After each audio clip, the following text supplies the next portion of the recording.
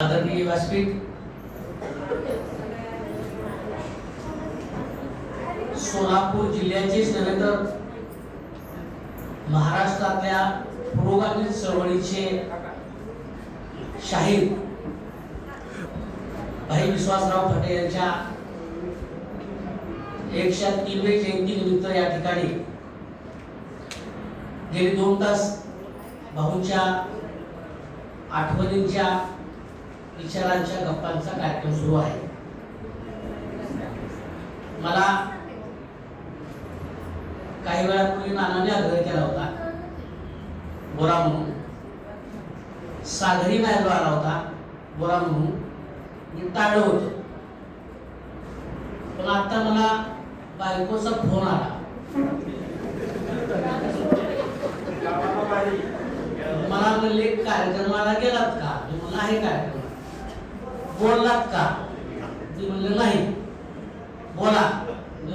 बोललंच पाहिजे, फोन ठेवला आणि आता न सांगता मोबाईल।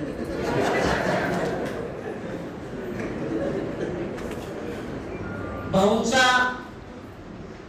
माझा परिचय आणि संपर्क तसा 1980च्या काळापासूनचा, कारण राहिलाच शिवाजी चौकात मराठी शाळेच्या शेजारी असल्यामुळं फाटे परिवाराशी आणि भाऊंची संपर्क कायम आलेला आहे मला।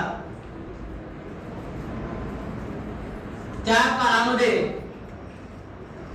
भाऊंचं कार्य एवढं मोठं असताना मी आता भाऊंचा कार्यकर्ता तर कसं म्हणू, परंतु भाऊंच्या बरोबर 24 तास असायचो मी। सांगायचं म्हटलं तर आपण एखाद्या लग्नामध्ये लगीन घाई सुरू असल्यानंतर एखादं लहान मूल कसं सारखं हेलपाट मारतंय, तसं भाऊंच्या बरोबर सातत्यानं भाऊंच्या प्रत्येक आंदोलनामध्ये कार्यक्रमामध्ये डोक्याला लाल टोपी आणि हातात लाल झेंडा घेऊन समोर असणारा कार्यकर्ता म्हणजे अशोक कांबळे।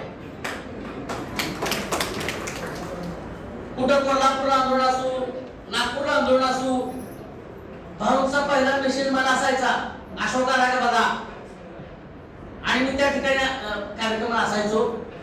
त्यामुळं भाऊंच्या माझ्या कारकिर्दीपासूनच्या संपर्कामध्ये मी भाऊला खूप चांगल्या पद्धतीनं पाहिलं। भाऊंच्या पुरोगामी विचाराचा पगडा जवळपास माझ्यावरती 10वी 12वी पासून पडलाय, त्याचा मला आजही अनेक वेळा त्रास होतो, कारण राजकारणामध्ये समाजकारणामध्ये पुरोगामी विचाराची माणसं आजकाल चालत नाही। तसं राजकारणाच्या वेळेशी मला अनुभव आला। आई व माझ्या तर मित्र या ठिकाणी नाही। ज्यावेळेस पंचायत समितीला मिसेसला माझ्या उभा करण्याचा प्रसंग आला, त्यावेळेस तिथं निवड करताना वरिष्ठ नेत्यांमध्ये चर्चा झाली आणि त्यांच्या असं बोलणं झालं की अरे हा भाई भटेंचा कार्यकर्ता पुरोगामी विचाराचा चालेल का आपल्याला?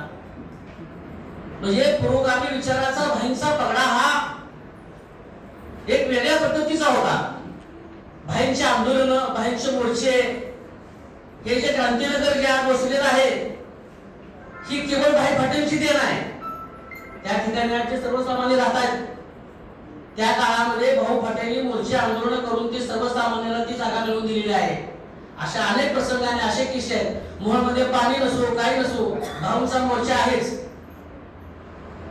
गावडे साहेबांनी सांगितलं, महात्मा फुले समता परिषदेच्या माध्यमातून त्या काळापासून प्रबोधनाचं काम असायचं। कार्यक्रमाला किती लोक आले, कोण आले हे नसायचं, परंतु काम कार्य मात्र सातत्याने चालत राहिलं आणि या सर्व कार्यामध्ये मला सहभागी होण्याचा आणि त्यांच्याबरोबर पाठीमागे फिरत राहण्याचा योग मला शेवटपर्यंत आला। त्यामुळं माझ्या या नंतर पत्रकारितेच्या कारकिर्दीमध्ये मला स्वाभिमानानं जगण्याची प्रेरणा कुठून आली असेल तर भाईंपासून आलेली आहे, आणि त्या प्रेरणेवरती मी आजही या ठिकाणी काम करतोय।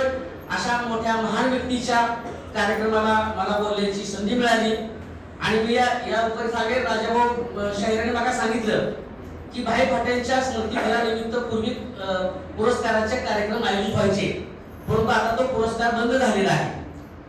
मी या ठिकाणी विनंती करेन की त्या पुरस्काराचं कार्यक्रम पुन्हा सुरू करावा, वर्षातून एकदा जिल्ह्यातल्या शाहिरांना, ग्रामीण भागातल्या कलावंतांना प्रोत्साहित करण्याचं काम करावं आणि ते काम करण्याची प्रेरणा सुद्धा किंवा ती सुरुवात सुद्धा फाटे परिवारानंच ठेवली पाहिजे, त्याशिवाय ते होणार नाही.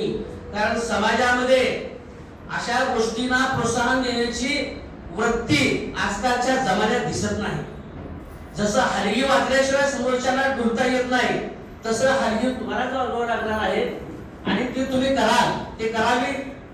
त्या गोष्टीला प्रोत्साहन देणारे वर्ग आहे जिल्ह्यामध्ये, लोक त्याला प्रोत्साहन देतील.